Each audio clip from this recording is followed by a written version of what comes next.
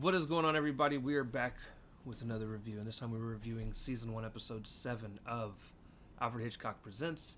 This episode is called Breakdown. This episode was directed by Alfred Hitchcock. The story was written by Louise Pollock, and the teleplay was created by Francis Cockrell and Louise Pollock. Joseph Cotton plays William Callou, who's the guy that was trapped in the car. The paralyzed guy. This episode was released November 13th, 1955. So there is a movie producer who goes by the name of William Callou. His nickname is Cotton. And he is dictating a letter to his secretary. And upon finishing dictation, he gets a phone call. He answers the phone call. He's supposed to be on vacation, by the way, but he answers a phone call, and there's a guy on the other end who's crying, and he's like, we're supposed to, I can't believe that you're firing me. I got a family who, this was basically like their business. I've been here for a long time, so forth and so on. He eventually starts to break down and start to cry a little bit, and finally Cotton stops responding to him. And upon stoppage of respondence, he just hangs up the phone. The guy thinks the other guy that's crying to him thinks that he lost connection and starts, crying out for the operator, and he just hangs up the phone. The guy that is with him does mention that he should be happy that the guy kind of broke down, because you never know what other situations he might run into. In terms of, you never know if, because of this, he might unalive himself. He might unalive the guy that fired him. He's like, so it's better for him to emotionally get it out now. So then he goes home to go back to work. On his way home, he gets into a car wreck on a detour, and he ends up killing 3 people. And getting paralyzed. And he's full body paralyzed. He can't move anything, can't close his eyes, can't show that he's breathing, can't move a finger. He can move a finger. We'll get to that. And most of this rest of this episode is just basically him talking through everything. However, there's a group of people that live nearby that come and rob a couple tires, as well as all the stuff out of his trunk. And then there are a couple of convicts who were with the group that the officers died with, who come by and steal his clothes off of his person so that they could get away. And finally, some cops show up and basically state that one of the guys that they'd caught, one of the convicts, said that it was a pretty bad wreck. And he's trying to move his finger, and he's been successfully able to move his finger up to this point. It's the only thing he can move, but nobody notices it. So he gets carted off in the vehicle with all the other bodies that are moving along.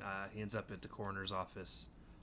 They throw a sheet on him, and he sits there all night. Early in the next morning, he can't move his finger because when they set him on the table, they had basically got his hand stuck underneath him. However, when they were checking over him just to see if he was dead, and they were pretty sure he was dead, he had tears starting to come out, and that's when the doctor checked his pulse and realized he's actually alive, which is weird that they didn't just start off there, because you never know. But yeah, and that's how it ends. He lives. My problem with this episode, if I am being honest, is, again, the idea, it's kind of terrifying if you think about it. Like, being paralyzed and then being stuck in a car. Thinking people are people thinking that you're dead. And because then you start running into a lot of things. Are they going to bury me alive? Technically, no, because they're going to embalm you. So, even worse, they're going to embalm you alive. That's just as frightening. Even though, he can't feel anything because of the injury that he had. He wouldn't feel all the pain that would come along with being embalmed alive. But you're definitely going to be awake until you're not, and then it's done, and you're done, and it's over. it is just wild to me to think that something like this would even be possible. Um,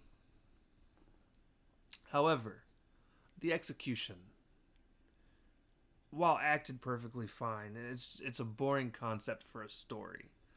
Like, this is one of those concepts that if you have the concept and it's water cooler talk and you're just talking with your buddies and you're just talking about how much it would suck and the things that you'd be afraid of because of it, that's one thing. But there's no, it just doesn't make for very good watching, if that makes sense. So while this isn't going to end up at the very bottom, it's probably going to be the lower half to bottom by the end of the season, just from sheer. There's just not much to it. There should be more. But they kind of pigeonhole themselves because of the type of story that it is. You can't really do much more. And there's just a lot of things that wouldn't happen. Like, I could definitely see the convicts coming back and robbing his person or taking the clothes out of the car so that they can change what they look like and get away. Like, that makes sense. Random people showing up to rob 2 tires, which, by the way, it only looks like they actually took one. You don't see them take off the other or where it would even come from or how they would even get it off. So I'm pretty sure they messed that up. But yeah, I don't... and, like, nobody got the cops until later. Like, that's just wild to me. That's just... It doesn't... That's... Yeah, no, that's not going to happen. But, again, it's okay. It's definitely... As far as episodes and entertainment goes, it's one of the worst. One of. So far. And it sucks because it's Alfred's story. Like, it's Alfred's direction. And so that the directing was perfectly fine.